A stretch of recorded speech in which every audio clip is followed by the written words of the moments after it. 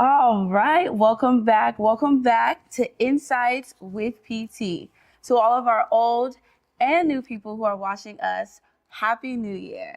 It is great to be back, and we are diving in on a new series, this time with Insights with PT. As always, it's your girl Tammy, and I'm here with the lovely Pastor PT. T, Woo! good to see you guys. Happy New Year, everyone. We're so excited to start this new series, and I trust and believe that just like me, this is advice that you all need to lock in with the new year. So, PT, rebooting our life can mean making room for what energizes you by letting go of things that are non fulfilling. It's a new year and time to start afresh, but like many of us, we need some advice on how to stay focused and lock in so that we don't fall back into old habits. So I guess my first question is, PT, what does rebuilding one's life mean to you personally? When we look at, thank you, Tammy. When we look at the definition of rebuilding, it's starting over again, rebuilding. For me, at the end of every year, I try to look back into the year to see what has worked for me and what has not worked for me. And there's something that I do, and I've been doing this now for close to almost 20 years. It's in the area of my finances in general, my net worth. I appraise my net worth every year, every end of the year. Where was I last year? Where am I now? What returns did we get over the previous year? What are the things that I need to do? Those are the things going on in my head. Once I see the results, those are the things going on in my head as to where can I make changes, that will be impactful to where I'm going. So the first thing I do is that I appraise where I am. If you don't appraise where you are, it's going to be difficult for you to know how far you are to your destination. Every journey has a destination, every journey in life. And you need to appraise yourself to see where you are. When you fly, either to Nigeria, Africa, or Boston in America, at a point in time, the pilot is going to tell you that we are now flying at 30,000 feet and we're cruising at this altitude, and then it will tell us about, the scenery that for those who are beside the window, just to look out, and see where you are. All that is for you to know where you are and to let you know how far the journey is progressing. Do you understand? So once you appraise where you are, then you look back and ask yourself, where exactly am I going again? Where exactly am I going again? Why are you saying that? You are saying that because you really, really want to be sure of your destination. Exactly. Because there's this very thin line between people going to their destination and making a detour. Very thin line. At times, you don't even know you've made a detour, only for you to realize that, my goodness, this is not where I set out to be. So once you do that, you now begin to say, for me, and I'll begin to say, okay, what do I need to get to my destination? If it's in terms of money, then I'll begin to check, do I have the money to get to my destination?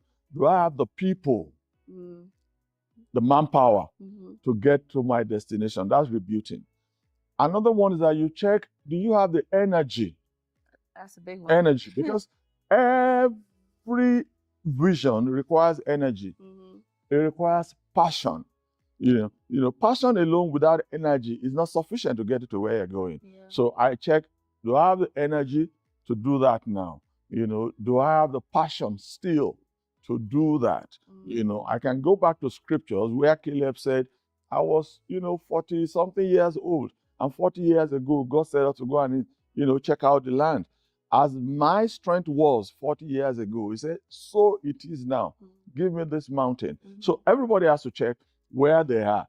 in terms of your energy. Because without energy, I'm telling you, which is your body language and how you carry yourself and how you go after your vision, you might not be able to achieve much, even though you are saying a lot of things that you want to do. But ultimately, it depends on the kind of energy that you carry and that you have to be able to get to where you're going. I also check, do I have enough people around me that probably will help me to get to where I'm going? That has to do with collaboration. Not everything in life that you can do alone. There are times you have to collaborate with people. There are things I'm doing right now, that I can't be at the same place at the same time because I'm not the Holy Spirit. So what do? I will look for someone on the ground that I trust, I can collaborate with, even if it costs me a little, to be able to get what I want to get done. So I have to look at that. It's very important, And then I check on what do I need to improve on. Was that something that I did last year that I need to improve on this year? Or what do I need to start? Maybe I didn't start something last year and I want to start this year. So in general, rebooting, those are the things that it means for me. And I don't leave it to only the earlier part of the year. You can get to the first quarter or the second quarter as you review the past quarter that you have to reboot again and get going to achieve your desires. Great. And speaking on reflecting on the past year, how can reflecting on the past year help us move forward? Can you just elaborate just a little bit about that? To reflect is to look inwards and say, what did I set out to do that I was able to achieve? What did I set out to do that I was not able to achieve? What did I set out to do that I've started, but I'm not at the end of it yet? Which means it's a work in progress. Without this reflection, you might just think you are doing well, and you realize that maybe not really. Exactly. Maybe not really. Not too long ago, I think I was speaking with a businessman who was telling me about the kind of business he was doing, and he felt he was making profit. He felt he was doing good and making profit. And I asked him, and I said, why do you think you are making profit? And he said, oh, because we bought at this, and then we sold at that. I said, that's not the total essence of knowing how you make profit. The fact that you bought something at $100 and you sold at $120 doesn't mean you made profit of $20.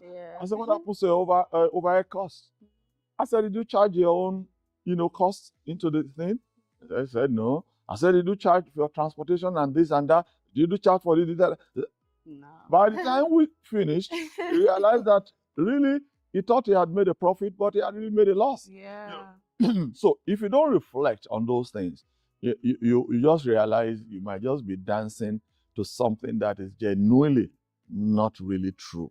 So it's important for one to reflect back. So if you love what you hear, continue to like, comment, subscribe, follow us on Insights with PT.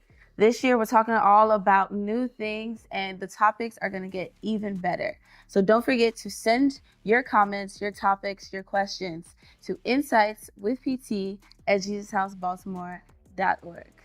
We'll catch y'all next time. Peace out. It's your girl Tammy with the lovely PT.